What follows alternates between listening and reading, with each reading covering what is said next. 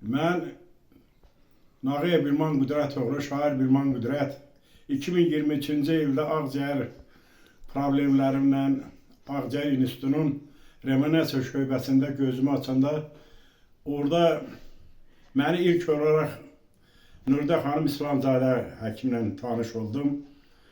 Nuridə xanım qağıkeş, intellektli bir həkim kimi mənim sağalmağımda yaxından iştirak elədi. 54 gün xəstəxanada qaldığım müddətdə nəinki mən, orada müalicə olunan insanların hamısı Nuridə xanımın necə böyük həkim olmağının şahidi oldu. Mən bugün sizin sıralarınızda dayanmağıma şəxsən göydə Allahın, yerdə Nuridə həkimə borçluyam. Ona görə də Nuridə həkimin bu bir il yarım xəstəxanada çıxmağıma baxmayaraq hər zaman zəng eləyirik, birimizlə danışırıq. Mən Nuridə xanıma bir şair olaraq bir şeir həsr eləmişəm, onu da bu növbəti kitabımda çıxacaq.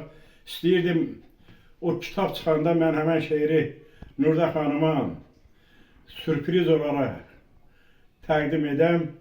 Ancaq bugün istəyirəm həmən şeirdən bir neçə bəndi sizin nəzərinizə çatdıram. Və bu da mənim Nuridə xanımın mənim üstündə olan əməyini müəyyən qədər şair kimi verdiyim qiymətin təzahürü kimi qəbul edəsiniz.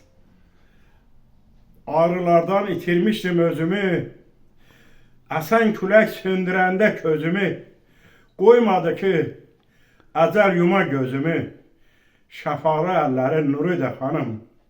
Qoymadın qırq körpüdən keçməyə, gedib əcəl şərbətini içməyə, bu dünyadan o dünyaya köçməyə, şəfalı əllərin Nuridə xanım. Şəfalı əllərin Nuridə xanım.